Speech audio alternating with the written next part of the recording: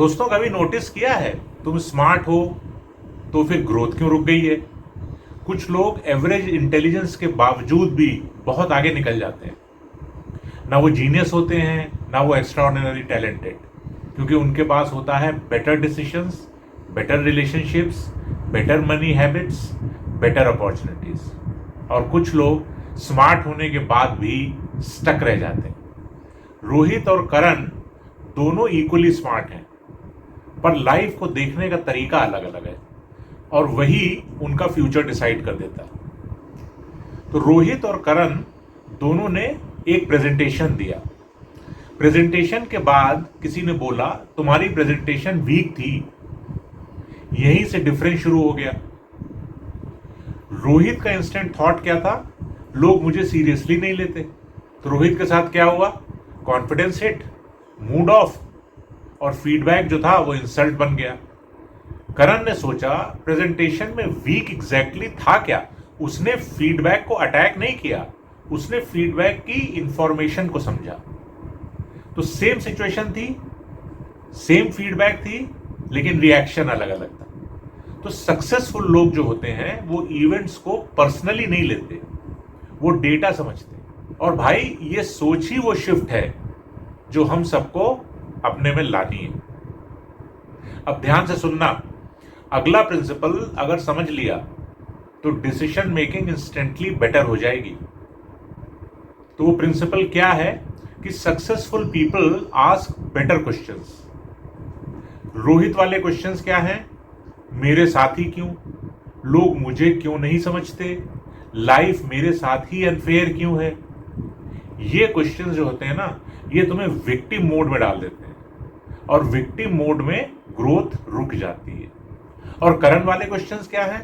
इस सिचुएशन से मैंने क्या सीखा या मैं क्या सीख सकता हूं? मेरे कंट्रोल में क्या है? मेरा नेक्स्ट बेस्ट मूव क्या होगा?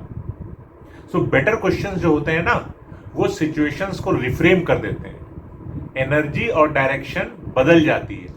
इसलिए भाई life quality largely depends on the questions you repeatedly ask.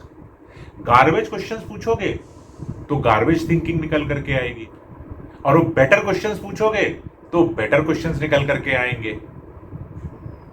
अगला प्रिंसिपल लॉन्ग टर्म सक्सेस का फाउंडेशन है। ध्यान से सुनना। Successful people think in systems and not in moods. Rohit का काम मूड डिपेंडेंट था।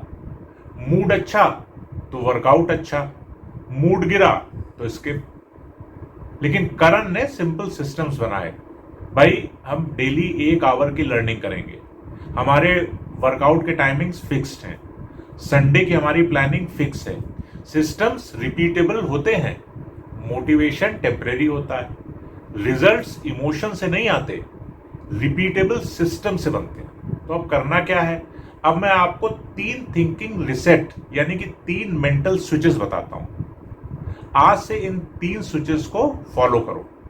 Replace victim questions instead of why me, ask now what. Separate events from identity. Instead of I failed you can say this attempt failed. Build one system, choose one area, may be health, may be learning, may be work, may be money. Create one tiny repeatable system, small but fixed. भाई रोहित और करण तो fictional character हैं, लेकिन उनके pattern जो मैंने यहां discuss किए ना वो रियल है। हर इंसान में दोनों रहते हैं, इमोशनल वर्जन और स्ट्रेटेजिक वर्जन। क्वेश्चन ये है कि डिसीजंस लेते वक्त तुम्हारे अंदर रोहित एक्टिव है या करण? अगली बार चैलेंज आए ना तो 1 सेकंड पॉज करके पूछना, मैं रोहित की तरह रिएक्ट कर रहा हूं या करण की तरह सोच रहा हूं? और यही तुम्हारे डिसीजंस को डिसाइड करेगा। यहां तक वीडियो देखने के लिए तुम सबका बहुत बहुत धन्यवाद।